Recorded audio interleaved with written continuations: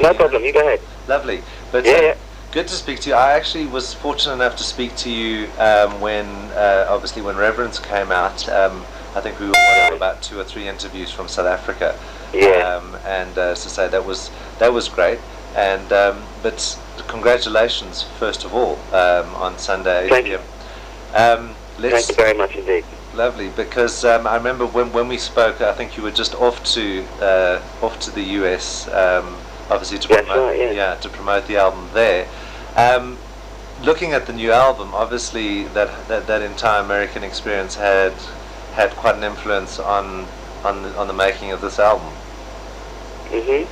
But also the South African experience and everywhere we've been thus far. Romania, we spent about 2 days in Romania, and that had that was very, very powerful for all of us. Certain places, South Africa in particular, where so much recent history that has been, contentious, and that has gone down, and you find yourself there completely, against the run of the grain of your life. You think there's no way I'll ever get to places like that, right. And then you get there, and you get to hear. You get to hear ordinary people's stories. You go out there into the street, talk to people, and hear what went on as far as they were concerned. And these are all stories you'd never hear otherwise. So you feel very privileged and almost feel duty-bound to get some of these experiences down so that other people can have them too. Or at least what you've got from them. Do you know what I mean? I do. But as I say, I mean, it's been a remarkable 2-year period for the band as well. Sure has, yeah. Yeah, I mean, sure has, yeah. How are you actually feeling, at this point? Elated, and a bit shocked. You're shocked that it's still going on, that people are still interested in listening to anything you've got to say or play, and shocked that we're still managing to keep going. It's a shocking schedule sometimes. I mean, nothing to what the Spice Girls have to do, I suppose,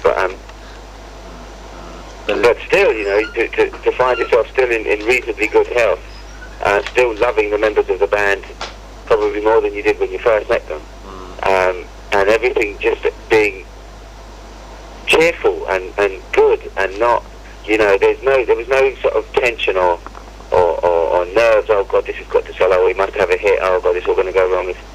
Because there isn't any way that we can stop making any music just because people don't want to listen to it anymore. So, do you know what I mean?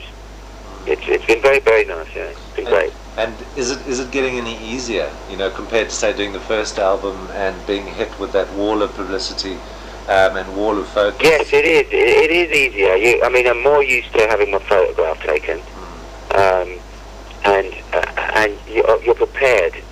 Before, you weren't prepared for the amount of time that it took out of your life, the amount of space that you have to give this thing that is Faithless. It requires an awful lot of space in your life. So many things get displaced. So many people that I used to see regularly, I hardly see at all now, simply because this monster is eating my life. You see what I mean? But it's one of those things. It's what I wanted. It's an absolutely beautiful thing. The fact that it's still going on and still with such a great vibe. It's something that you just must do. It's all around the world. I've met all kinds of people that I know I would never have met otherwise. So yeah, it's fantastic. Because as you say, the machine that is Faithless. I can remember you saying that you'd never anticipated Reverence becoming what it is and what it's become. On the back of selling over 1 million albums of a debut, which I think for any act or any artist in the 1990s it's a phenomenal thing. But I think at this point it must be the possibilities that are now that abound on the basis that you have this foundation that you've created over the last two odd years. It must be a very exciting place to be. It really is. It really is. There are any amount of things that can happen now. But I suppose the thing that I'm concentrating on is now that the LP is out, we'll spend the next 12 months at least, probably nearer 24, going out there and promoting it. And that, to me, is the exciting bit, the fact that we're going to get out there and do it all again live. But in a much more prepared way than the first time. Obviously, we weren't expecting the first sort of rush of success at all, and we were very much caught on the back foot, and we're reacting to events quite a lot. Now, of course, we're at least prepared, knowing that at the very least, a lot of people will give Sunday 8 p.m. a good listen before they buy it. I mean, we'll have at least an audience. So, the show has reflected the amount of work that we've put in. I think Sunday 8 p.m. itself reflects the amount of care that was put into that record, as opposed to the first one, which is it was like our way of saying hello to one another. You know, yeah, that's right. We just met and we were bouncing ideas off one another all the time. Whereas now we've spent 2 years living in a bus, one with the other.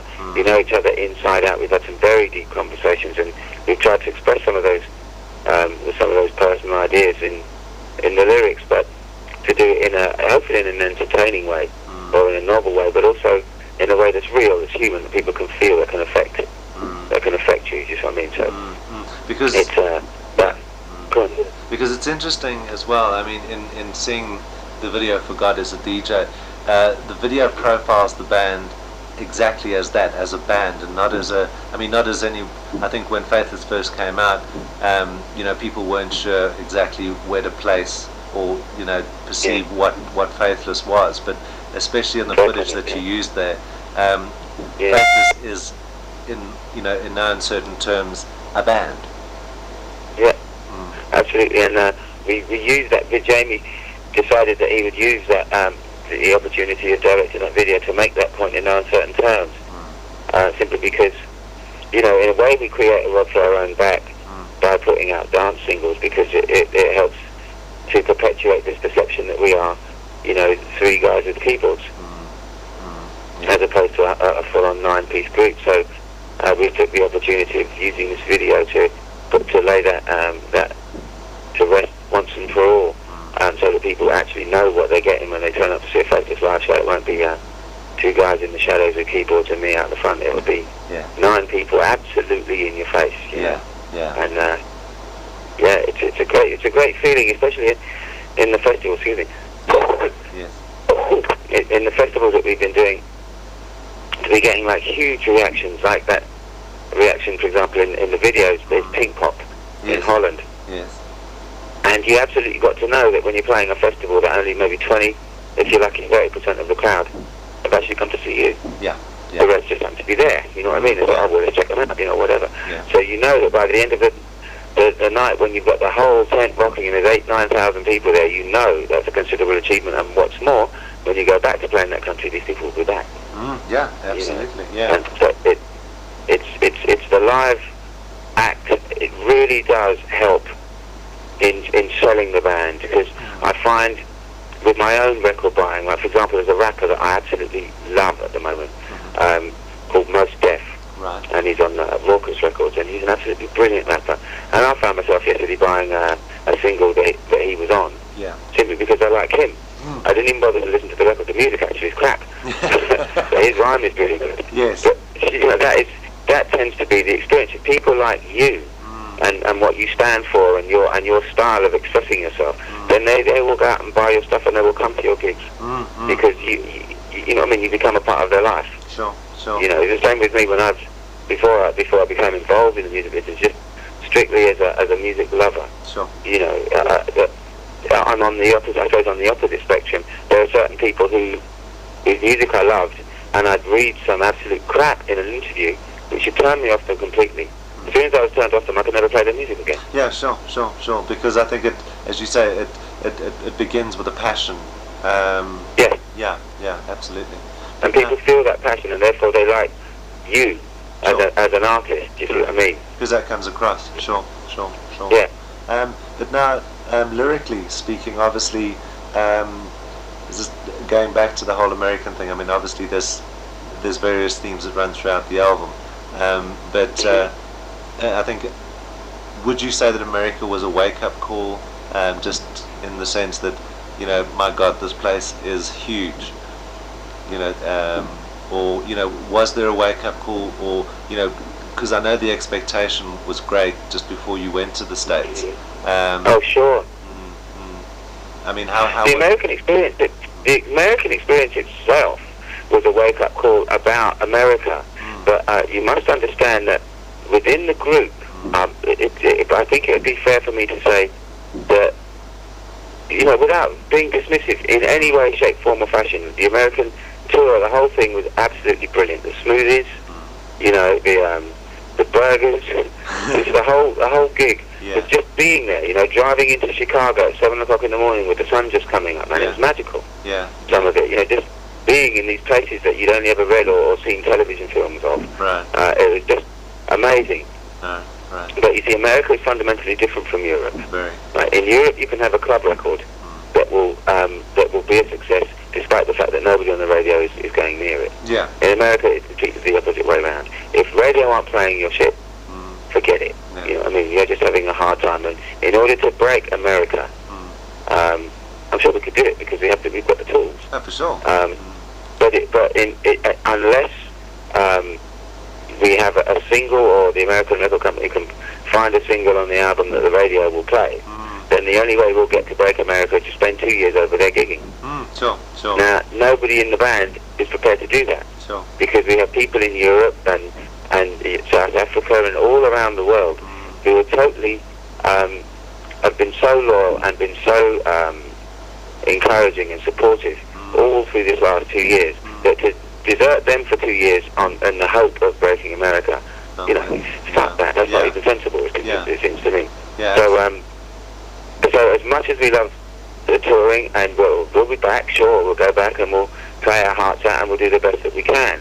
But in a lot of ways, because of the nature of the American music industry, it'll be very hard for Faithless, I think. But nobody is too upset. It's not like we really feel like there's this huge ego thing, like, well, we have to be the biggest band on the planet and be big in Europe and America and Japan and everywhere else. It's like, whoever wants us to come and play for them, we will do that happily. You know what I mean? And if America aren't particularly impressed by Faithless, it's no skin off my nose whatsoever. You know what I mean? Because I think, as I say, the machine of Faithless, because I think that terminology is very apt for what it's I agree. It's it's at a point, I think, even in South Africa, that the anticipation of the new album's release is fever pitch, because which is great, that's astonishing. And I think, as I say, hopefully, that if we get you guys down here again at some point. We're coming next year. Oh, superb.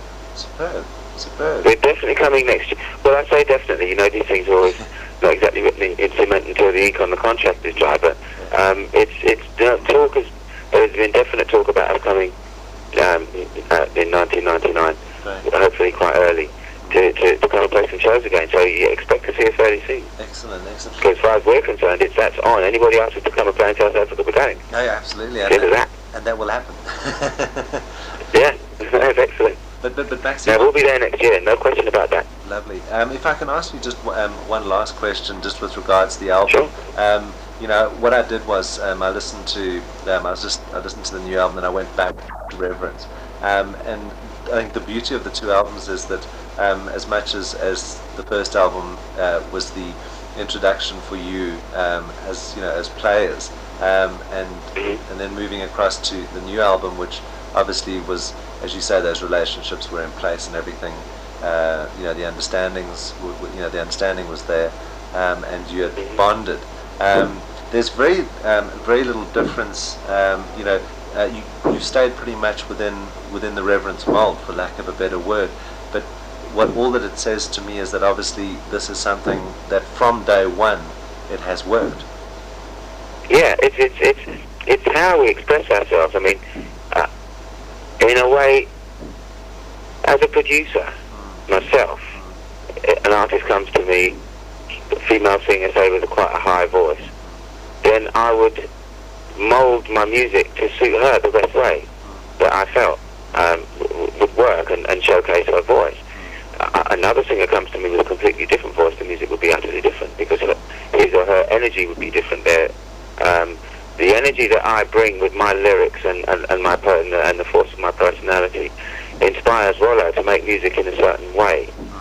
because he knows that music will inspire me then to perform on it. Do you see what I mean? Yeah. So it's the music is the result of the 4 and 9 of us together. You know, if there was 2 other different people in the group, it would have a completely different feel altogether. Sure. But I mean, you know what I mean? But then it would then remain true to that feel, because we are actually being ourselves, hopefully, with these recordings, rather than not trying to put anything on or I was going to say break any new ground. Sure. But what I mean, I think, is break any new ground for breaking new ground's sake. You know, what we're trying to be here is expressive. Sure. You know? Because, I mean, especially within the style of music that you're doing, it is an ever-evolving medium. So, you know, one can always be tempted to try and, you know, dabble outside of that in order to keep it fresh. But those personalities have done that by default, which I think is fantastic. Yeah.